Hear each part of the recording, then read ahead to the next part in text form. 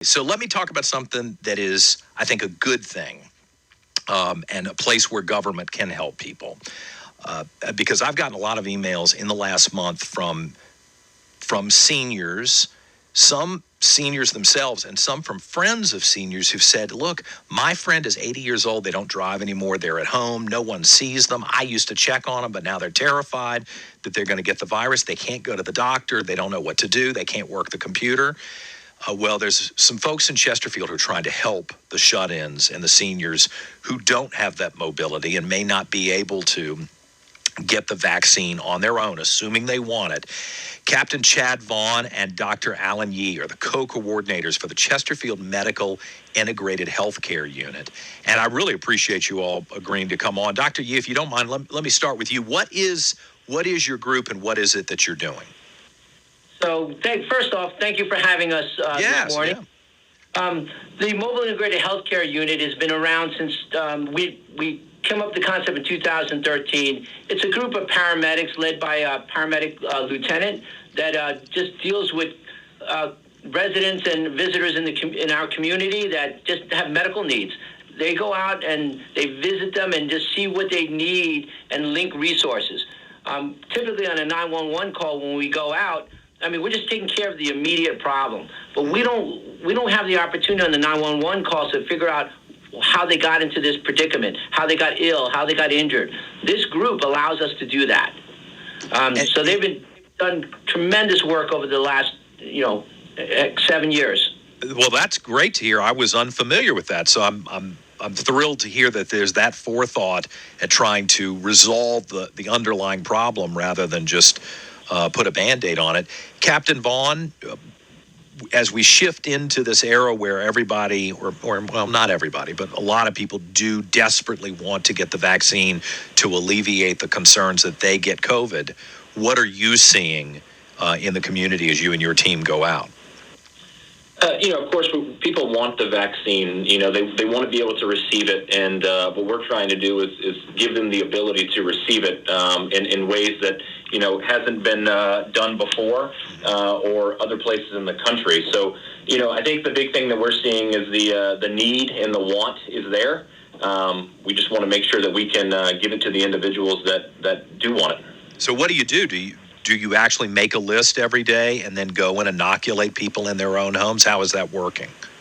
Yeah, absolutely. So what we're doing is we're trying to identify the bedridden individuals that qualify within Chesterfield County, and we're trying to have them reach out to us. And what we're doing is we're taking their name, their information, making sure they do qualify, and then we're scheduling them to receive the vaccine in the comfort of their own home. We understand that a lot of people can't get out to these vaccination sites. They can't drive.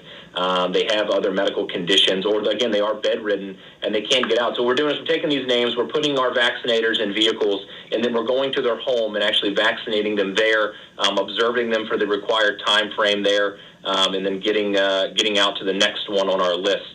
So yeah, it's a pretty easy concept. It's pretty simple, but yeah, we're just trying to get as many as we can.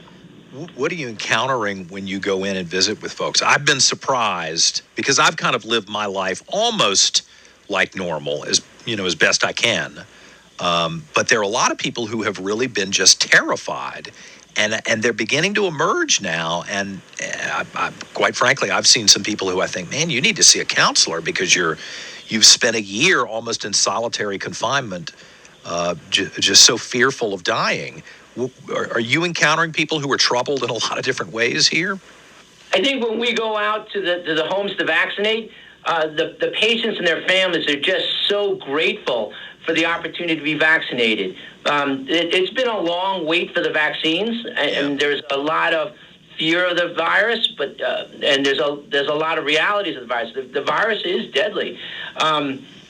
There's the family, especially for that demographic. If you're sick or you're old, that is the group that is really vulnerable. Absolutely. And they, like you said, have been stuck home for a year, and now we afforded them the opportunity to get vaccinated so they can, start living their life as they used to. It's a wonderful experience for them, and actually it's very enjoyable for us as vaccinators. We don't often get a chance to sit there and talk to patients. Just and just to talk regular talk to them, because we're always dealing with emergencies. Now we're sitting there watching for 15 minutes, and we get to know them. And it's wonderful for both ends of the party. Okay, well, that's some good news. You know what's going to happen after this interview.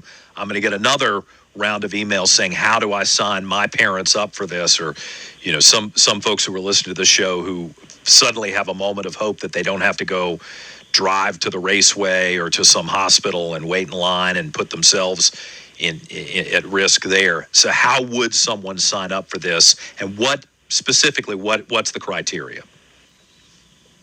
So we're really focusing on bed-bound patients who are really stuck at home and typically are bedridden because of chronic medical conditions. You can email us at bedboundvax@chesterfield.gov, BEDBOUNDVAX@chesterfield.gov. And we now have a phone number at 804-387-0366. 0366 804-387-0366. Bedboundvax, VAX, at Chesterfield.gov. And I do want to stress, because I don't want you all dealing with a lot of people just randomly calling, this is a really exclusive group of people who have no other way to get the vaccine, and you're trying to go above and beyond to provide that service for them. So please think about it before you call 387-0366 to put somebody on the radio. If, let's say my neighbor was in the situation and they are not listening to WRVA, but I know it would help them, can I refer someone to you? Is that okay? Or? Absolutely. Okay. Listen, that's really helpful, and I'm glad we found out about you, and I really appreciate both your hard work and your willingness to come on the radio and let people know about it. Dr. Alan Yee and Captain Chad Vaughn, the co-coordinators for the Chesterfield Medical Integrated Healthcare Unit.